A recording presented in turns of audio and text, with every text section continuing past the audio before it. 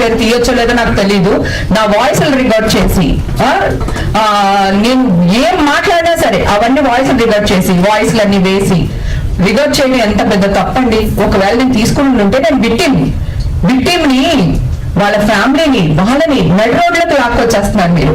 మీకు విక్టిమ్లతో ప్రాబ్లమా, సమస్యతో ప్రాబ్లమా? మన యుద్ధం సమస్యలతో కానీ వ్యక్తులతో కాదు కదా. సో డ్రగ్స్ నిర్మూలించాలి. ఎక్కడి నుంచి వస్తాయి, ఎలా వస్తున్నాయి, తీసుకుంటే మనం పడే ఇబ్బందులు ఏంటి చెప్పాలి కానీ. సో మా ఫ్యామిలీని అప్పుడే నా కూతురు జాబ్కి అప్లై చేస్తుంది, అప్పుడే నా కూతురు యుక్త వయసుకు వచ్చింది. నా ఫ్యామిలీ నడి రోడ్డు మీద రాగేస్తారా?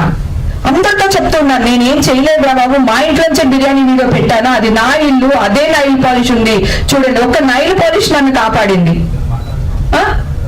మీ ఇష్టమా? ఒక న్యూస్ తప్పు చేస్తే నాకు ఒక పెద్ద మనిషితో అంటే ఈ టీవీతో చాలా పరిచయం అండి. నేను అక్కడే మళ్ళీ నా ఇది స్టార్ట్ చేశాను, నా లైఫ్ స్టార్ట్ చేశాను, రిఎల్టీ స్టార్ట్ చేశాను ఈనాడు నుంచి. అయితే ఆయన కలిసినప్పుడు రామోజీరావు గారితో కలిసినప్పుడు ఎప్పుడు మాట్లాడుకునేటప్పుడు ఏదైనా ఉంటే ఆయన నలుగురిలో కూర్చునేటప్పుడు ఒక విషయం చెప్పారండి. మనం ఎప్పుడు వ్యక్తిగత జీవితాల మీద న్యూస్లు వేయకూడదు. మనం ఎప్పుడు సమాజం మెరుగుపడడానికి ఏం చేయాలో అది చేయాలి.